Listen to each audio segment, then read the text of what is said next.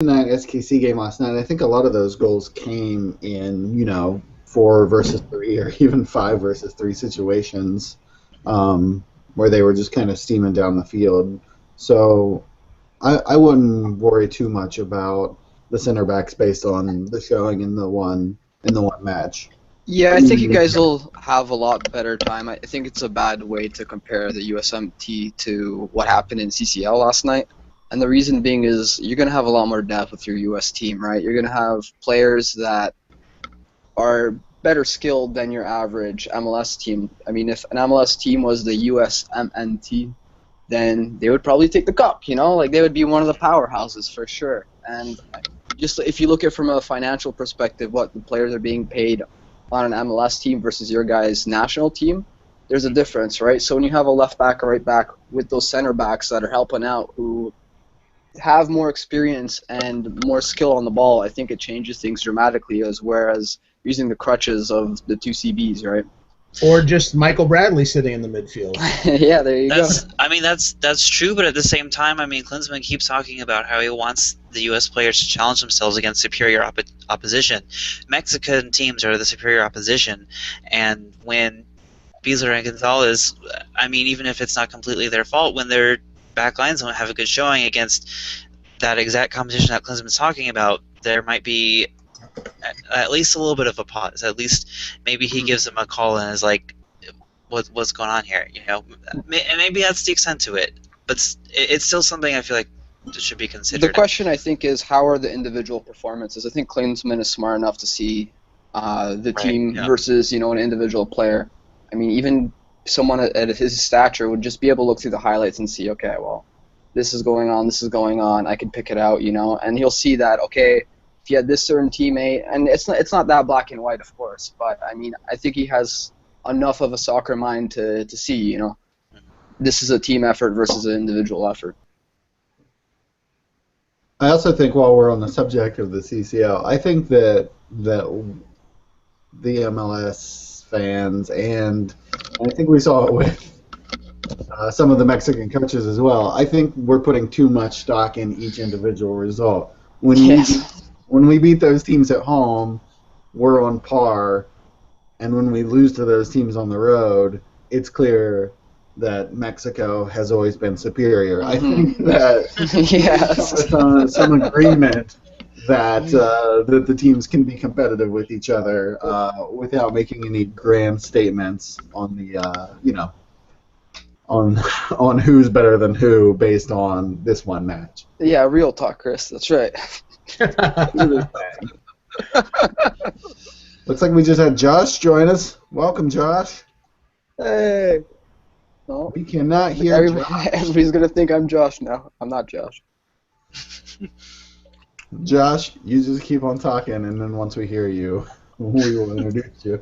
Well, I hear you when I hear you. There it is. Yay. All right. It's because I normally have a fancy mic that I use, and I do not have my fancy mic now.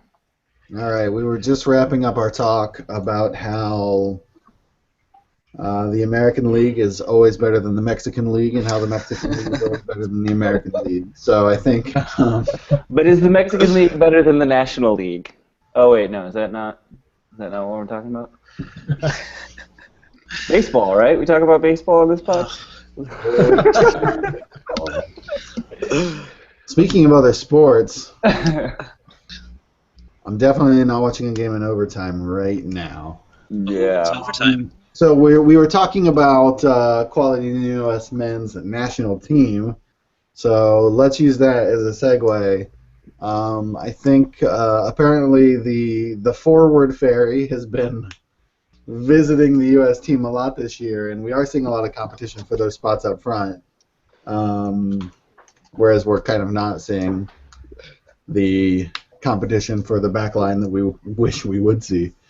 So Julian Green has officially signed up. What are your guys' initial thoughts on that? I like it. I like it for one very specific reason, and it's that it's going to put pressure on Eddie Johnson to perform. And I'm not having followed his career, I don't know how well he deals with pressure. I'm sure I'm going to hear some comments from Cascadia that say maybe he doesn't do so hot, but I would point out that he did score the winning goal against Mexico in Columbus last year. So there's that. But either way, obviously more competition is a good thing. What I was interested to see were the comments that Alexi Lawless made that sort of sent RMLS into like a massive argument. And if y'all haven't seen them, he basically said that if Julian Green is basically a mercenary for World Cup playing time, that's a bad thing. But he wasn't claiming that he was a mercenary. He said Right. he Exactly. If he isn't into it, then it's a bad thing. And I feel like that's not super controversial, but it got made into the super controversial thing. But yeah, I mean, I feel like the big thing is the if, and if he gets committed, then that's great. I'm personally very interested to see how he does against Mexico, and was it 2 weeks from now? So yeah. Also, can you claim someone's a mercenary if they're not getting paid for the position? You do actually. You get paid. You do get paid for appearing in national team games. Right. Orange slices or? No. Maybe a comic done. Yeah. You get those cool Waddle jerseys. You guys are thinking of under sevens. This is that's Little League. That is how Little League works. That's not how. No, but it's all done in bonuses and those kinds of things. Yeah. It's not Right. salary.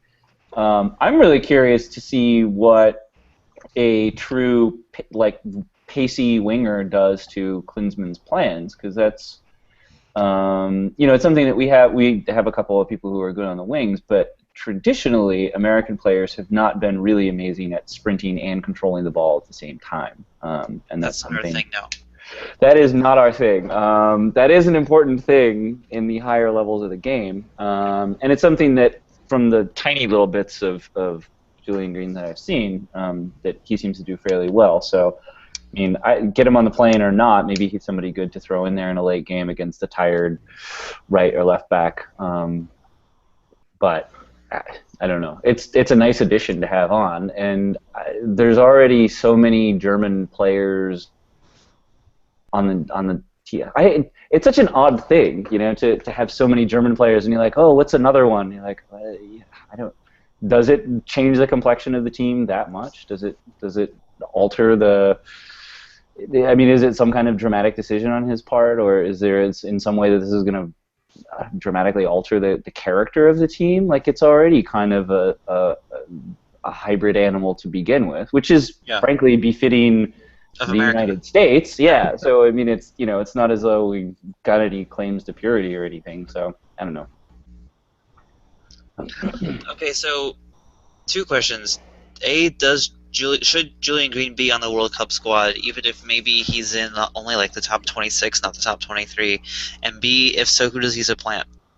See, I think we're jumping to, just like with the CCL talk, I just railed against. I think we're going to see how Julian Green performs in a couple of friendlies leading up to the World Cup before we have to make that decision. Mm-hmm. But there is a notion that if he's good enough, and since he is only 18, it would make more sense from a building the future roster's standpoint to include someone like him versus someone like a 29-year-old Wondolowski or a 30-year-old Eddie Johnson.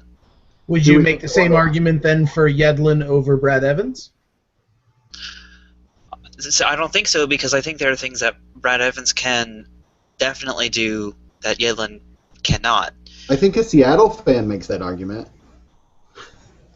I don't at all. I agree with Ian that Brad Evans brings a lot more, even if you're not talking purely skill. I think that Brad Evans is a veteran and a calming presence, and someone he's that, versatile. Yeah, and he's absolutely a utility man. But if you're looking at pure skill and you're saying, is Eddie Johnson's position in danger? I'm not sure. I agree, like while he may not have performed under pressure very well in league games, I don't think anyone can argue that over the last year of qualifying that Eddie Johnson wasn't one of the most important pieces, because he scored a number of both tying and game-winning goals. He was consistent. He performed when he was asked to. And he's our biggest aerial threat right absolutely, now. Absolutely. Does a guy like Wando lose his spot? Maybe.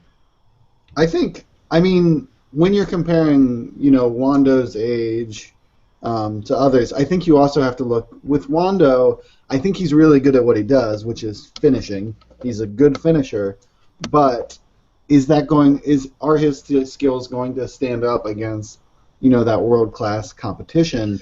Can he get himself in the same kinds of positions he can get himself in the MLS? Is it better to have someone, watching Aaron Johansson play, he can free himself up even when he's under pressure in the box. So right. I think that you kind of have to look at what the more subtle skills they're bringing to the game at that point. Right. I mean, you say that Wando's a finisher, and I would definitely agree, but is he going to be of the same caliber if he doesn't have, Gordon or Lenny up there distracting and giving him that space to ghost into? Well, I mean, the style that he plays in San Jose is significantly different than what Klinsmann's going to want America to play. And I think the biggest knock on Wando is that he can't score against superior competition, like you said, Chris. And I think that shout is even louder after this Toluca series when in the home leg in San Jose, he had chance after chance after chance that he just didn't bury, and then fair or not, he missed that penalty. So maybe their Green would probably be better to bring. Johansson's obviously definitely better to bring, and maybe Wando just doesn't bring anything new to the table. And I think the thing with Wando, you have to look at kind of what he's bringing, and also the fact that if he were to go, this would be his last World Cup. So some players, you might say, we can work on their skills, so it might be good for them to get this experience. But I think that those players with a certain upside, kind of, you have a different expectation than going into the game. Apparently somebody's having an issue. Someone needs to go to the bomb shelter. There's an air raid happening. What's going on? There's literally a fire truck in front of my house right now. Okay, I was going to say, we're in like 5 different places, so who has any idea where? And he's gone. All right, we're good. Pete's house is not on fire. I'm good. Got that going for us. But wherever we were, I think that the argument's easier to make to bring someone young over Wondolowski than it is in some of the other positions where you can rely more on your speed and experience and not as much on the creativity you're bringing to the table. Right. And I also think there's a nice thing that we have in the United States that they don't have in countries where there's a lot more attention on the national team. Say England bringing really young Theo Walcott along, and then that's like a huge deal because he didn't play very much, and that wound up kind of being a mark on his career, bizarrely, early on. And then he didn't play in the next World Cup. What? Then he didn't play in the next World Cup. Right. And that was a mark against him. Whereas, there's so much less pressure on the U.S. men's national team. There's so much less media attention that in a way, you're free to, like, Klinsmann has a much easier job coaching in the U.S. than he would have with certainly any FA or national association in Europe, where he can bring along a young player to see how they fit into the system and put them in for just a few minutes a game, and it's going to be fine. So I think if he genuinely feels like he is the player of the future, it's better to bring him to the tournament, and especially because I think he does add an extra dimension that we don't have in spades at the moment, which is speed and the ability to beat somebody on the dribble. So how would he pair hypothetically? I don't know if we can think about this, but how would he pair hypothetically with Josie? Well, he would make imagine Green slicing along the wing, flighting in a beautiful cross, and then it bouncing off Josie's shoulder and going out for a goal kick. That's what I see. Has anybody else been watching Sunderland lately? Yeah, I was gonna say, Josh, have you been watching too much Sunderland? I've been watching enough that that's what I see when I imagine. You just keep quiet and allow me to keep imagining the Josie out the door of the past 10 U.S. games. Thanks. Yeah. No, I don't know. Do you have a what do you think, Ian? Some sort of crazy 4-2-4? Switch it up. 4-2-4. Why That not? would be nuts. That would be nuts. That would not be the. That would also probably be a really bad idea. Yeah. I don't know. I don't know if we can get Ozzy Alonso's citizenship and FIFA status. Oh, and Diego Fagundes. Then we could just put Bradley and Ozzy next to each other in the 2, and then I'm okay with a 4-2-4. What about like a 4-2-3-1 where you have Altidore up front with Donovan Dempsey and Green right behind him, something like that? Yeah. The one thing is that he seems like, again, I mean, we're all talking about this guy having seen very, very little of him play. Yes, correct. He does not start for Bayern Munich in the Bundesliga. He's played like 2 Champions League games for them, something like that. He once subbed on for Mario Götze, and I know that because I saw a picture of it. Okay. Well, but yeah, I mean, he seems to be a winger. He seems to be somebody who likes to drift wider out, and that, it's kind of challenging if you want to play a lot of the formations that are in style right now, like 4-2-3-1. You generally want 3 people who are, more or less in front of the box. And then, 4-3-2-1, you've got, you generally don't have those 2 as wingers. They're all kind of interchanging with your striker. And yeah, I don't know. I feel like 4-3-2-1 was the early days of Klinsmann with those 3 central defensive midfielders. Yeah. The days that we really hated. Those were not great days. And then someone put out an article about how Klinsmann didn't know what he was doing. Then we all got past that, and everything was happy again. We made it. The promised land. Let's switch gears, guys. Let's do it. This conversation's starting to peter out. It's hard to talk about someone who we like nobody knows anything about other than that he does not play very much for probably the best club side in the world. So we're like, well, he's at Bayern Munich. He's probably really good, but we don't know, so we're just kind of guessing, So this about that upside. This Bayern scarf I have will become relevant eventually, like pretty soon, right? Hopefully. I think that maybe. Yeah, I think that Bayern's relevant, but Ian, if you need them to prove more. Generally speaking, speaking of the scarves behind you, Josh, I feel like we're kind of slacking here. We've got 3 out of 5 that are literally podcasting in front of a wall of scarves. Yeah. Well, you guys gotta step up your scarf wall game. Yeah. There is a scarf wall. In your mind. We have a demilitarized zone policy with scarf walls and other things. That's in right, my because you're house. living Seattle living in fan. enemy territory, sure. So Yeah, we have no scarf walls. Because they'll get burned down. No. Come on, we're all adults, but we do not have a scarf wall. Even my autograph